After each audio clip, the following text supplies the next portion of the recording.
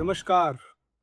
कई दिनों से कई विषयों पे मन में विचार आ रहे थे और इच्छा होती है कि ज़्यादा विषयों पे बात करूं, ज़्यादा फ्रीक्वेंटली बात करूं, लेकिन कभी-कभी ये लगता है कि मैं तो अपनी बात को कहने का एक अभिव्यक्ति का माध्यम इस चैनल को समझता हूँ, इस मंच को और सोशल मीडिया को।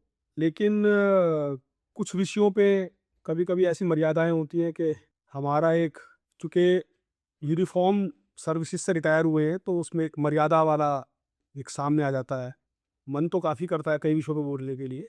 तो आज सोचा कि जो सबसे इस समय पूरे विश्व के लिए एक सबसे करंट अफ़ेयर है और सबसे बड़ा एक चिंता का कारण या कहिए कि कौतूहल का कारण बना हुआ है, वो इज़राइल और यूएस एक तरफ और दूसरी तरफ ईरान का जो युद्ध शुरू हुआ है कल पूर्वाह्न में दोपहर से पहले, उसके बारे में थोड़ी-सी बातें की जाएँ सरल भाषा में, ऐसी जो कि एक आम आदमी के समझ में आ जाए। और उसका क्या-क्या मतलब है, कितना परिवेश में हमारा क्या हो रहा है, वो समझ में आने का मेरा इस वीडियो को बनाने का उद्देश्य है। बाकी तो एक्सपर्ट्स अपनी-अपनी राय सब दे रहे हैं, सब तमाम चैनलों पे यही काम चल रहा है। वैसे भी जब कभी दुनिया के किसी भी कोने में कहीं कुछ युद्ध की स्थिति बनती है या कोई इस तरह का तनाव व्याप्त होता है, तो सबसे पहली जो चिंताएँ भारतीय मीडिया की सब समझ में आती हैं और जितना एक्सपर्टीज़ मैं समझता हूँ भारतीय मीडिया के पास शायद इतना कहीं भी नहीं है।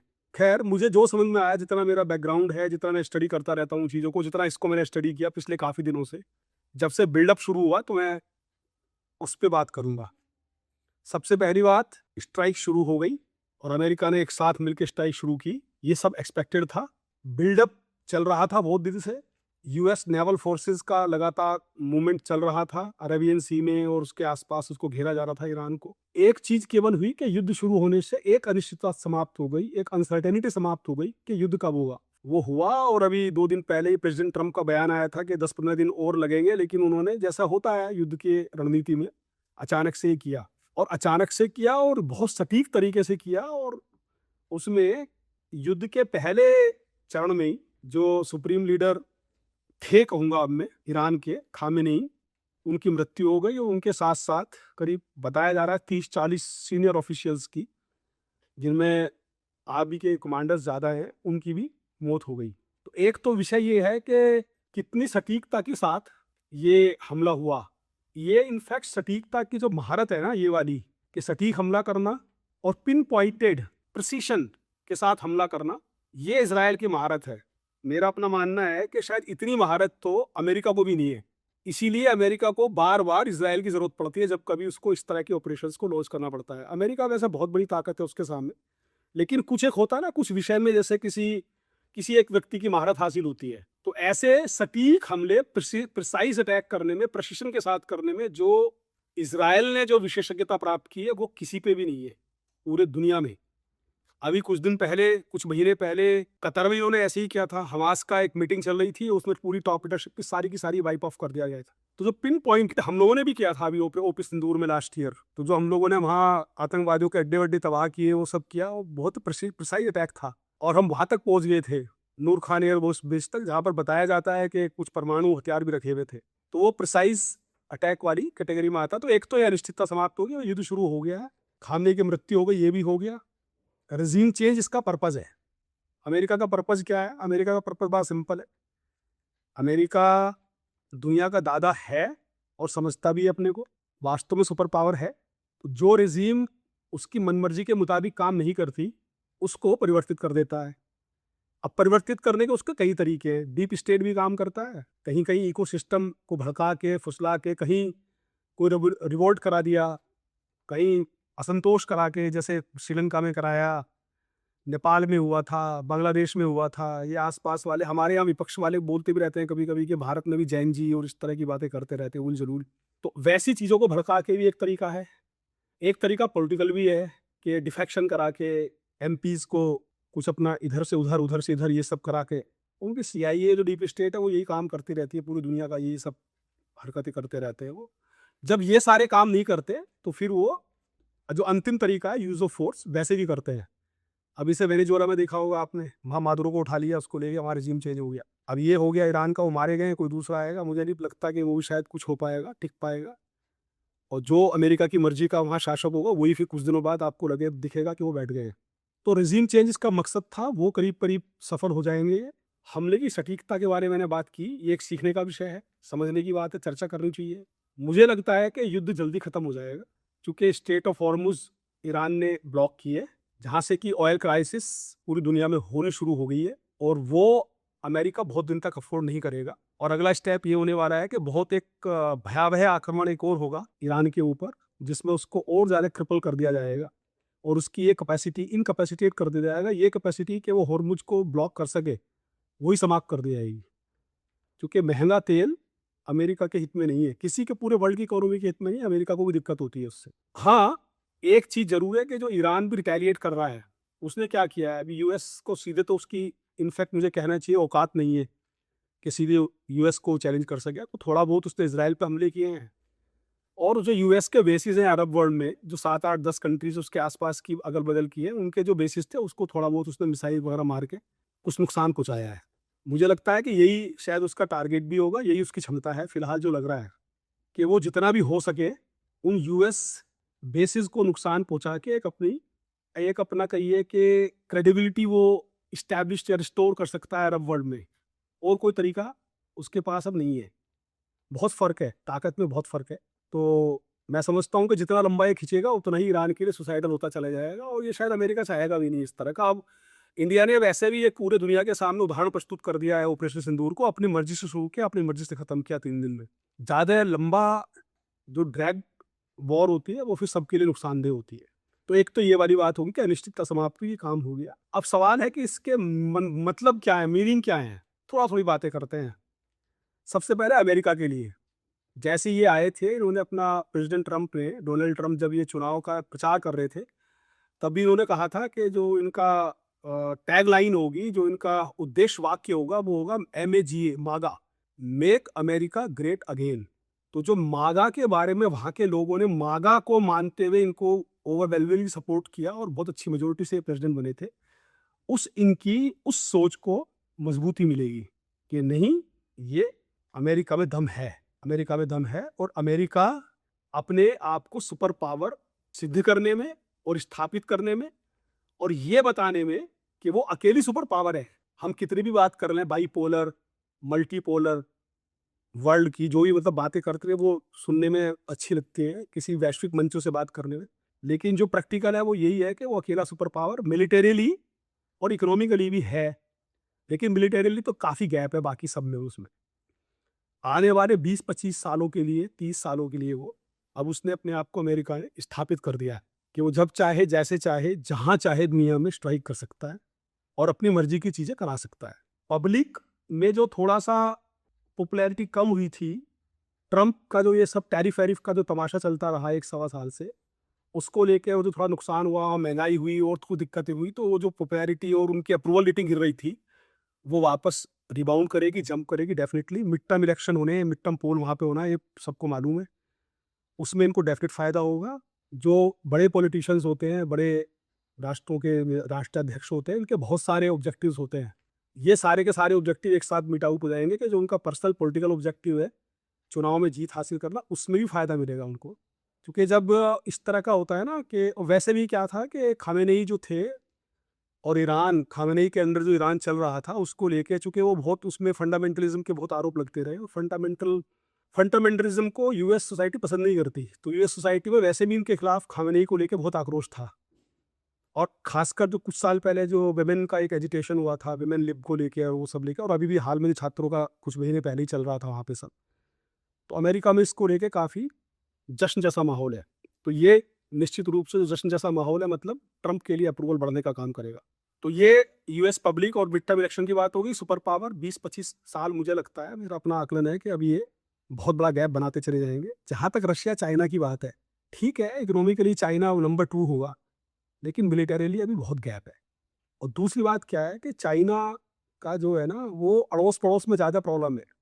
वो अपने एक्सपेंशनिज़्म पे ज़्यादा विश्वास करता है और उसकी जो प्रॉब्लम है, उसकी प्रॉब्लम वैसी है, सूदखोर टाइप होते हैं ना, कि पैसा दे के सूद वसूलो, उसको दुखी कर दो, आर्थिक रूप से उसको ऐसा कर दो, पंगु बना दो और उसकी पूरी उस पे अपना कब्जा कर लो। वहाँ तक तो इसकी पॉलिसी ठीक है, वो तो इसने पूरे वर्ल्ड को अपना कर्जदार बनाया हुआ है। इवन अमेरिका में भी इसके बहुत सारे ट्रेज़री बॉन्ड्स चाइना के पास है, अमेरिका के, बहुत सारे 600, 700, $800 बिलियन के।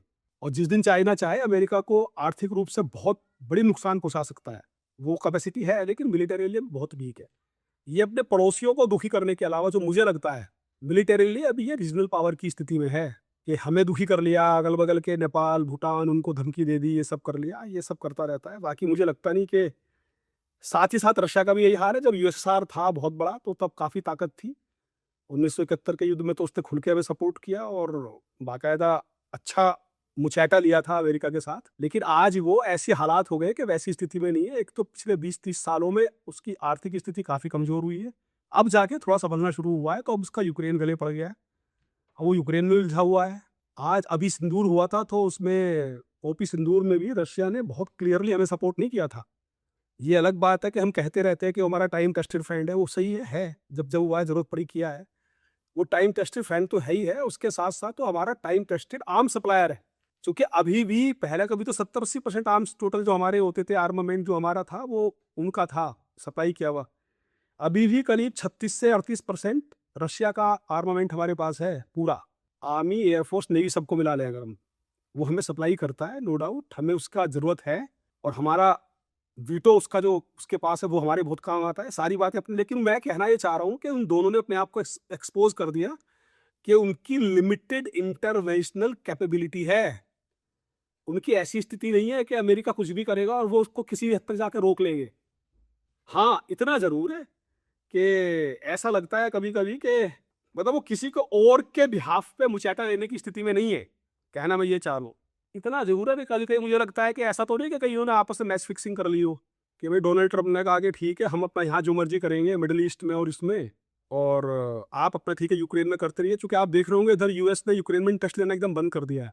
जितना पहले राष्ट्रपति के टाइम में लिया जा रहा था इंटरेस्ट, वो काफ़ी कम हो गया। उधर वो अमेरिका भी ताइवान पे आए दिन चढ़ाई करता रहता है, कुछ-कुछ करता रहता है। तो ऐसा तो नहीं कि इन्होंने कुछ इस तरह कर लिया हो कि जिसको जहाँ जैसे करना है करे, मुझे डिस्टर्ब मत करो यहाँ पे। इसीलिए वो आप देखिए वेनेजुएला से उठा के मादुरो को ले गया, अब ईरान में ये कर दिया, गाज़ा में इज़राइल जब मर्ज़ी जो मर्ज़ी करता है। अब तो कुछ पीस-वीस की बात चल रही है, वहाँ पे बोर्ड बन गया है।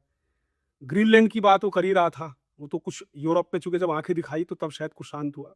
तो ये सारी चीज़ें इसमें इसके इश्यूज़ हैं। इंडिया के लिए क्या इसका वो बनेगा, एक आम आदमी की भाषा में अगर हम समझें तो इमीडिएट ऑयल प्राइसेस के लिए इमीडिएट कंसर्न है हमारे लिए, कि हमें महँगे रेट पे तेल खरीदना पड़ेगा, कच्चा तेल। अब वो अलग बात है कि सरकार रेट ना बढ़ाए, मुझे लगता नहीं कि सरकार यहाँ रेट बढ़ाएगी, क्योंकि हमारे पास अच्छा खासा रिज़र्व है। लॉन्ग टर्म में लेकिन सब ठीक हो जाएगा, हमारे पास 35-40 दिन का रिज़र्व भी है। और अभी और भी तेल आ रहा है, हम करीब 12-14% ईरान से खरीदते हैं, अपनी जो रिक्वायरमेंट है, सारा वहाँ से नहीं खरीदते हैं। चाइना तो बहुत फ़र्क पड़ेगा। असल में ना ये एक इसके पीछे एक पहलू और भी है, ये जो वेनेजुएला को वो किया, अब ईरान को कर दिया, ये दोनों के दोनों ही चाइना के सबसे बड़े ऑयल सप्लायर थे। तो वो बेसिकली चाइना को इनडायरेक्टली क्रिपल करने के लिए भी एक ये तरीका है कि वेनेजुएला को कमज़ोर कर दो, ईरान के तेल की सप्लाई बंद कर दो, ताकि चाइना पे फ़र्क पड़े।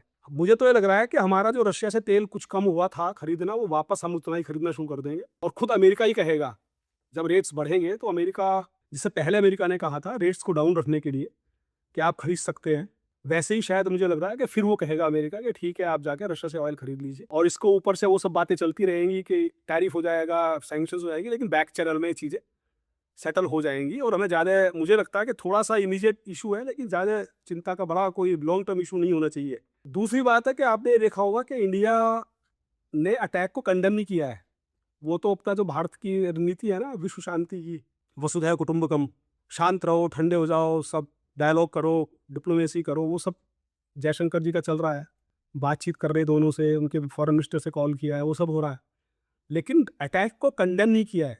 और मैं समझता हूँ शायद ये जियोपॉलिटिकल जो स्ट्रेटजी है उसके हिसाब से बहुत अच्छा मूव है। क्योंकि ताकतवर से बिना वजह अनावश्यक फ्रंट खोलना, और जिससे हमारे और बहुत सारे काम सिद्ध होते हैं। अभी हमने देख भी लिया कुछ दिन पहले कि किसने कितना सपोर्ट किया है। ये सब हम लोग को लगता है दूर से हम, लेकिन जो हमारे नीति नियंता हैं जो वहाँ पे सब बैठ के सब तय करते हैं, वो सब लॉन्ग टर्म इंटरेस्ट, कंट्री के शॉर्ट टर्म इंटरेस्ट, उसको देख के काम करते हैं। हमारे यहाँ लार्ज मुस्लिम पॉपुलेशन है, शियाज भी बहुत सारे हैं, ईरान शिया डोमिनेटेड कंट्री है, तो उसको लेके हमें थोड़ा-सा एक अलर्टनेस की स्थिति रखनी पड़ेगी। हमारे यहाँ एक दुर्भाग्य की स्थिति है कि विश्व में कहीं भी कुछ होता है, वहाँ पे चाहे कुछ होना हो, यहाँ पे हमारे यहाँ जो इकोसिस्टम है वो लगातार गरियाना शुरू कर देता है। अभी भी मैं देख रहा था कुछ यूट्यूबर्स हैं, और उनमें मैं नाम तो खैर क्या लूँ, लेकिन वो उल्टी सीधी बातें वहाँ पे करना कि साहब मोदी जी गए थे इजराइल में, उसके बाद वहाँ पे हुआ ये हुआ। मोदी जी गए थे, क्यों गए थे, वो अलग चीज़ है। प्रधानमंत्री हैं वो, 20 तरह की चीज़ें वहाँ पे होती हैं, 20 तरह की स्ट्रेटेजिक बातें होती हैं। इजराइल हमारा टाइम टेस्टेड फ्रेंड है। ओपी सिंदूर में अकेला इजराइल था और फ्रांस था जिसने ओपनली सपोर्ट किया था, बाकी सब घर में घुस गए थे। और इजराइल छोटा कंट्री है, 95 लाख की मात्र आबादी है, लेकिन वो बहुत बड़ा मोटिवेटर है। एक अकेला सब पे भारी है वो। पूरा का पूरा अरब वर्ल्ड उसको घेरे हुए जरा सी पट्टी है, अगर उसका नक्शा देखो तो। छोटी सी लैंड है, थोड़ी सी पॉपुलेशन है, 90-95 लाख की। फर्स्ट वर्ल्ड वॉर के बाद 55 लाख लोग तो जर्मनों ने मार दिए थे उसके। कोई उसके पास लैंड नहीं थी। यूके ने फिर खेल किया, ब्रिटेन ने उनको आके बसा दिया यहाँ पे अरब में, और पीएलओ के साथ बसा दिया, तो पैलेस्टाइन और इसकी परमानेंट प्रोविडेंस हमारी और पाकिस्तान की खड़ी कर दी, वैसी उन्होंने कर दी। तो अंग्रेज तो इस बात काम के माहिर है। अब वो उस प्रॉब्लम को झेल रहा है। 80 साल में 7-8 युद्ध लड़ चुका, सारे जीते हैं उसने। तो वो बहुत बड़ा एक मोटिवेटिंग फोर्स है, उससे सीखने की जरूरत है। टेक्नोलॉजी में उसका कोई सानी नहीं है।